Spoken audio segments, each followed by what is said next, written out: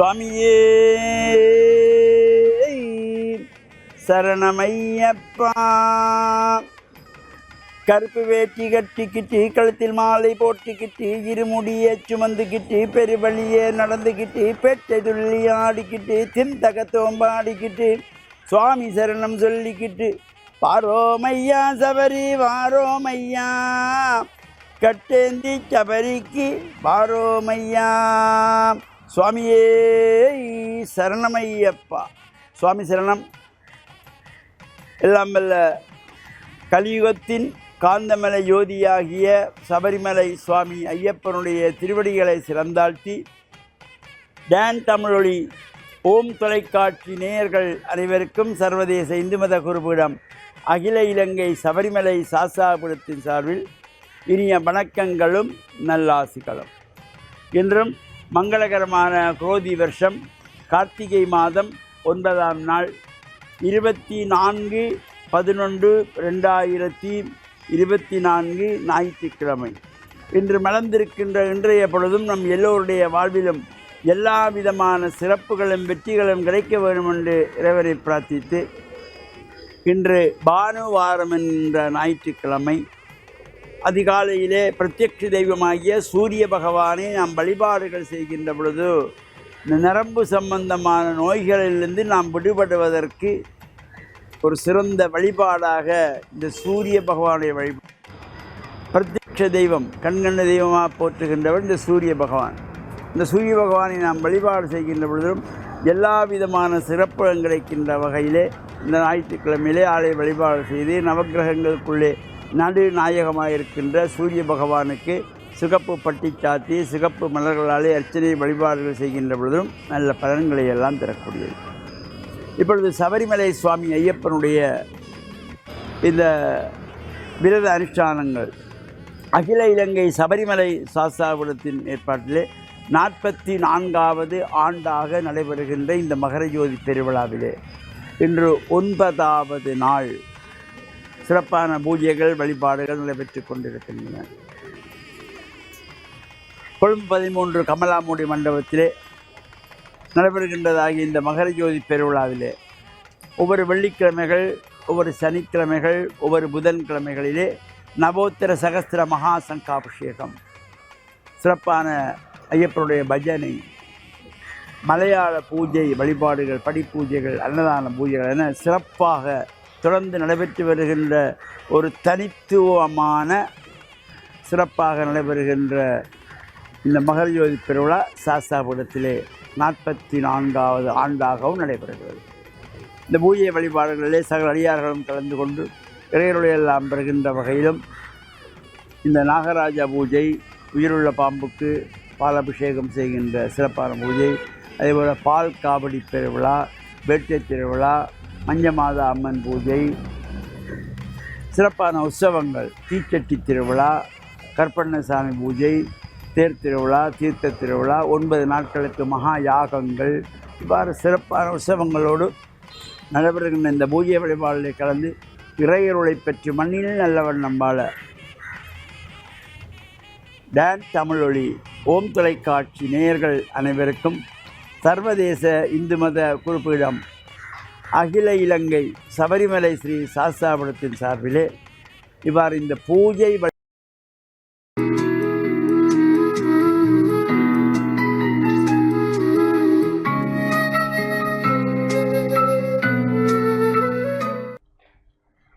இறை இயேசுவில் என் அன்பு நெஞ்சங்களே, கிறிஸ்தவ நற்சிந்தனை வேளையில் உங்களை சந்திப்பதிலே எனக்கு மிக்க மகிழ்ச்சி. ஆண்டவர் இயேசுவின் அன்பும் அருளும் உங்கள் அனைவரோடும் இருப்பதாக. இன்று திரு அவை கிறிஸ்து இயேசுவை அனைத்துலகிற்கும் அரசராக விழா எடுக்கின்றது.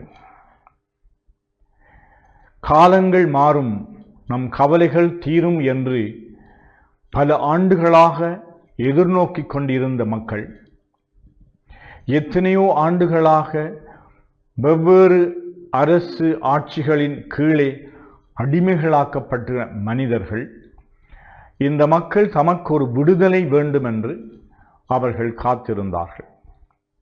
விடுதலை உணர்வு என்பது ஒவ்வொரு மனிதருடைய உள்ளத்திலும் ஆழமாக பதிக்கப்பட்ட ஒரு நிரந்தரமான ஏக்கம், உணர்வு ஆகும். நான் யாருக்கும் அடிமையாக கூடாது என்று சொல்லி நாங்கள் யாருடைய கட்டுப்பாட்டிற்கும் கீழே அவர்களுடைய தாந்தோன்றித்தனத்துக்கு, அவர்களுடைய சர்வதிகார போக்குக்கு நாங்கள் இடம் கொடுக்கக்கூடாது என்று விடுதலை பெற வேண்டும் என்ற ஒரு ஏக்கம். எதிலிருந்து நாங்கள் விடுதலை பெற வேண்டும் என்பது ஒன்று. இந்த விடுதலை உணர்வு எதற்காக என்பது இன்னும் ஒன்று. வெறுமனே எதிலிருந்து விடுதலை பெற வேண்டும் என்பது ஒரு எதிர்மறையான உணர்வு ஆகும். நிச்சயமாக நாங்கள் எங்களை பீடித்திருக்கின்ற, எங்களை அடிமைப்படுத்துகின்ற கட்டுக்களிலே இருந்து எங்களை நாங்கள் விடுதலை செய்து கொள்ள வேண்டும், அல்லது எங்களை விடுவிப்பதற்காக நாங்கள் உழைக்க வேண்டும். அந்த உழைப்புக்கு எங்களுக்கு மனத்திடம் இருக்க வேண்டும், மன உறுதி இருக்க வேண்டும். ஆனால் இந்த சுதந்திரத்தை, இந்த விடுதலை வாழ்வை பெற்றுக்கொள்ளுகின்ற பொழுது அது எதற்காக நான் இந்த சுதந்திரத்தோடு வாழ வேண்டும் என்பதற்காக, அந்த கேள்வியை நான் எங்களுக்குள்ளே கேட்க வேண்டும். ஆண்டவர் இயேசு இந்த உலகத்திற்கு வந்த பொழுது அவரை ஏற்றுக்கொள்ளுகின்ற மக்கள் அவரை அரசராக்க வேண்டும் என்று விரும்புகின்றார்கள், அல்லது தங்கள் மத்தியிலே பிறக்கின்ற மீட்பர் அவர் ஒரு அரசராக இருக்க வேண்டும் என்று எதிர்பார்த்திருந்தார்கள். அதனால் கிறிஸ்து ஒரு அரசர் இல்லையா என்று அவர்கள் சந்தேகப்பட்டார்கள். ஆனால் கிறிஸ்து தன்னுடைய வாழ்க்கையில் அவர் அரசன் என்ற அந்த பதம் மக்களுடைய எதிர்பார்ப்புக்கு வித்தியாசமானதாக இருந்தது. ஒரு அரசன் என்றால் அவனிடம் செல்வம் இருக்க வேண்டும், அவனை மக்கள் ஏற்றுக்கொள்ள வேண்டும், அவன் தனக்கென்று ஏராளமான மனிதர்களை அடிமைகளாகவோ வேலையாட்களாகவோ கூலிப்படைகளாகவோ தன்னை பாதுகாப்பதற்காக அவன் தனக்கென்று ஏராளமான மக்களை சேர்த்து கொள்ளுவான். இன்னுமொருவர் தன்னை வந்து அவரை அடிமையாக்கக்கூடாது என்பதற்காக, தன்னை பாதுகாப்புக்காக அவன் பல அரண்களை கட்டி பல யுத்த ரீதியான விடயங்களிலே அவன் மக்களை பயிற்றுவித்து தன்னுடைய வாழ்வில் அவன் டாம்பீகமாக வாழ்வதுதான் ஒரு அரசன். அரசர்களுக்கும் அரசர்களாக பேரரசர்கள் எல்லாம் இந்த உலகத்திலே தோன்றி இருக்கின்றார்கள். சிலர் நல்லவர்களாகவும் மக்களை அன்பு செய்கின்ற நல்ல அரசர்களாகவும், வேறு சிலர் மக்களை அடிமைப்படுத்தி அவர்களிடம் சுரண்டி வாழுகின்றவர்களாகவும் இருந்தார்கள். ஆனால் கடவுள் இயேசு அரசர் என்றால் யார் என்பதற்கு தன்னுடைய வாழ்க்கையிலே மிக தெளிவாக காட்டியிருக்கின்றார். என்னுடைய அரசு இவ்வுலகத்தை சார்ந்தது அன்று. என்னுடைய அரசினுடைய மதிப்பீடுகளெல்லாம் அன்பு, நீதி, அமைதி, பகிர்தல், சகோதரத்துவம் என்று ஆழமான விழுமியங்களை இந்த சமுதாயத்துக்கு எடுத்து போதித்திருக்கின்றார். சாதனையிலே அவர் நிலைநாட்டி இருக்கின்றார். கிறிஸ்துவை நாங்கள் ஒவ்வொருவரும் எங்களுடைய உள்ளத்திலே வீற்றிருக்கின்ற அரசராகவும், உங்கள் ஒவ்வொருவருடைய இல்லங்களிலும் கிறிஸ்து அரசர் உங்களுடைய குடும்பத்தை ஆள வேண்டும், வழிநடத்த வேண்டும், பாதுகாக்க வேண்டும், மகிழ்ச்சியையும் மனநிறைவையும் தர வேண்டும். உங்களுடைய வாழ்வு எத்தகைய விழுமியங்களோடு மதிப்பீடுகளோடு வாழ வேண்டும் என்று கற்றுக் கொடுக்கின்ற ஒரு ஆசானாக அவர் வீற்றிருக்கின்றார். எனவே கிறிஸ்து இயேசுவினுடைய அரசர் என்கின்ற அவருக்கு விழா எடுக்கின்ற இந்த நாளிலே கிறிஸ்து அரசர் உங்கள் ஒவ்வொருவருடைய உள்ளங்களையும் இல்லங்களையும் ஆட்சி செய்ய வேண்டும் என்று ஆசித்து நிற்கின்றேன். நன்றி.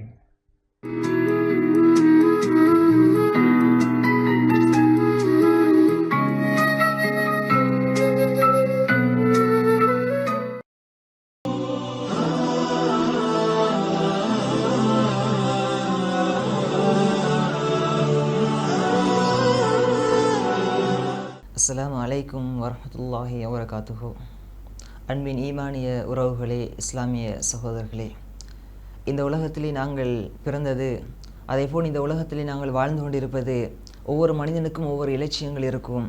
முஸ்லீமாக நாங்கள் பிறந்த எங்களுக்கு மிகவும் ஒரு முக்கியமான ஒரு இலட்சியம்தான் இந்த சுவர்க்கத்தை அடைந்து கொள்வது. அந்த நிரந்தரமான உலகத்தை நாங்கள் அடைந்து கொள்வதற்கு இஸ்லாம் ஏராளமான வழிகாட்டுதல்களை காட்டிக் கொண்டிருக்கின்றது. அந்த வகையிலே அந்த வழிகாட்டல் அனைத்தும் எங்களுக்கு அந்த சுவர்க்கம் கிடைக்க வேண்டும். அந்த சுவர்க்கத்தை பற்றி இந்த மார்க்கம், இந்த அல் குர்ஆன், நபிகளார் ஸல்லல்லாஹு அலைஹி வஸல்லம் அவர்கள் ஏராளமான செய்திகளை, ஏராளமான ஆசைகளை இந்த சுவர்க்கத்தை அடைவதற்கு ஆசையூட்டி இருக்கின்றார்கள். அந்த வகையிலே அல்லாஹ்வுடைய தூதர் ஸல்லல்லாஹு அலைஹி வஸல்லம் அவர்கள் சஹாபாக்களோடு பேசிக் கொண்டிருக்கின்றார்கள். இந்த நேரம் சஹாபாக்களை பார்த்து மிகவும் ஒரு அதிர்ச்சியான ஒரு தகவலை சொல்கின்றார்கள். அல்லாஹ்வுடைய தூதர் ஸல்லல்லாஹு அலைஹி வஸல்லம் சொன்னார்கள், உங்களுக்கு இந்த உலகத்திலே எதை கேட்க வேண்டும் என்றால் அதிகமாக நீங்கள் கேளுங்கள் சுவர்க்கம். அல்லாஹ்வுடைய தூதர் சொன்னார்கள், நரகத்திலிருந்து இறுதியாக வெளியே வரக்கூடிய மனிதன், யா அல்லாஹ் என்னை நரகத்திலிருந்து வெளியேற்றிவிடு. அந்த நேரம் அல்லாஹ் ரப்புல் ஆலமீன் சொல்வான், அடியானே உன்னை நான் வெளியிலே எடுக்கின்றேன், இதற்கு மேல் நீ எதையுமே கேட்கக்கூடாது. அந்த அடியான் சொல்வான், யா அல்லாஹ் இதற்கு மேல் நான் எதையுமே கேட்க மாட்டேன், என்னை எப்படியாவது வெளியே எடுத்துவிடு. அந்த மனிதன் அப்படியே நரகத்திலிருந்து வெளியே வருகின்றான். வெளியே வந்தவுடன் பார்க்கின்றான், சிறிது தூரம் ஒரு மரம் தெரிகின்றது. யா அல்லாஹ் அந்த மரத்தை நான் அடைய வேண்டும். அல்லாஹ் ரப்புல் ஆலமீன் கேட்பான், கேட்க மாட்டேன் என்று சொன்னாயே, யா அல்லாஹ் இதற்கு மேல் நான் எதையுமே கேட்க மாட்டேன். அல்லாஹ் ரப்புல் ஆலமீன் அந்த மரத்திலே அனுப்பி வைக்கின்றான். சிறிது தூரம் பார்க்கின்றான், இன்னொரு மரம் தெரிகின்றது. யா அல்லாஹ் அந்த மரத்தை நான் அடைய வேண்டும். அடியானே கேட்க மாட்டேன் என்று சொன்னாயே, யா அல்லாஹ் இதற்கு மேல் நான் எதையுமே கேட்க மாட்டேன். சரி, அந்த மரத்தை அடைகின்றான். சிறிது தூரம் பார்க்கின்றான், இந்த மரத்தை விட மிக பெரிய ஒரு மரம் தெரிகின்றது. யா அல்லாஹ் அந்த மரத்தை நான் அடைய வேண்டும். அல்லாஹ் ரப்புல் ஆலமீன் கேட்பான், அடியானே கேட்க மாட்டேன் என்று சொன்னாயே, யா அல்லாஹ் இதற்கு மேல் நான் எதையுமே கேட்க மாட்டேன், அந்த மரத்தை நான் சென்றடைய வேண்டும். அந்த மரத்தை அடைந்தவுடன் பார்க்கின்றான், சொர்க்கம். யா அல்லாஹ் சொர்க்கம். அல்லாஹ் ரப்புல் ஆலமீன் கேட்பான், அடியானை கேட்க மாட்டேன் என்று சொன்னாயே, யா அல்லாஹ் இதற்கு மேல் நான் எதையுமே கேட்க மாட்டேன், எப்படியாவது சொர்க்கத்திலே நுழைய வேண்டும். அடியானை உள்ளே செல், உள்ளே நுழைந்து செல் என்று அல்லாஹ் ரப்புல் ஆலமீன் சொன்னவுடன் அந்த அடியான் சொர்க்கத்திலே ஓடோடி போகின்றான். போய் பார்க்கின்றான், எல்லோருக்கும் சொந்தமாக இருக்கின்றது, எந்த ஒரு இடமும் அவனுக்கு சொந்தமான இடமாக கிடையாது. உடனே வெளியே ஓடி வருகின்றான், யா அல்லாஹ் சொர்க்கத்திலே நுழைந்தேன், எல்லாமே எல்லாருக்கும் சொந்தமாக இருக்கின்றது, எனக்கென்று ஒரு இடம் கிடையாது. யா அல்லாஹ் எனக்கென்று ஒரு இடத்தை தா என்று கேட்டவுடன் அல்லாஹ் ரப்புல் ஆலமீன் சொல்லுவான், அடியானே உனக்கு இந்த சொர்க்கத்திலே என்ன வேண்டுமோ ஆசை வை. அந்த நேரம் அந்த அடியான் சொல்வான், யா அல்லாஹ் ஆசை வைத்து விட்டேன் இறைவா. மீண்டும் சொல்வான், அடியானே மீண்டும் ஆசை வை, ஆசை வைத்து விட்டேன் இறைவா, ஆசை வைத்து விட்டேன் இறைவா. 5 முறைகள் அல்லாஹ் ரப்புல் ஆலமீன் ஆசை வைக்குமாறு கட்டளையிடுவான். அந்த மனிதன் 5 முறையும் ஆசை வைத்தவுடன் அல்லாஹ் ரப்புல் ஆலமீன் சொல்வான், அடியானே நீ 5 முறை ஆசையை வைத்தாயே, அதுவும் இந்த உலகம் இருக்கின்றதே, இந்த உலகத்தை போன்று 10 மடங்கு உலகமும் இந்த சொர்க்கத்திலே உனக்கு இருக்கின்றது, உள்ளே போ என்று சொன்னவுடன் அடியான் அந்த நேரத்திலே அல்லாஹ் ரப்புல் ஆலமீனை பார்த்து சொல்வான், யா அல்லாஹ் சொர்க்கத்திலே நுழைவாறு கேட்டேன், நுழைய சொன்னாய், 5 முறை ஆசை வைக்க சொன்னாய், ஆசை வைத்து விட்டேன். ஆனால் இந்த உலகத்தை போன்று 10 மடங்கு சொர்க்கம், இவ்வளவும் எனக்கா? கேலி செய்யாதே யா அல்லாஹ் என்று சொன்னவுடன் அல்லாஹ் ரப்புல் ஆலமீன் சிரிக்கின்றான். சிரித்தவுடன் அல்லாஹ்வினுடைய தூதர் ஸல்லல்லாஹு அலைஹி வஸல்லம் அவர்கள் சஹாபாக்களுக்கு முன்னால் சிரிக்கின்றார்கள்.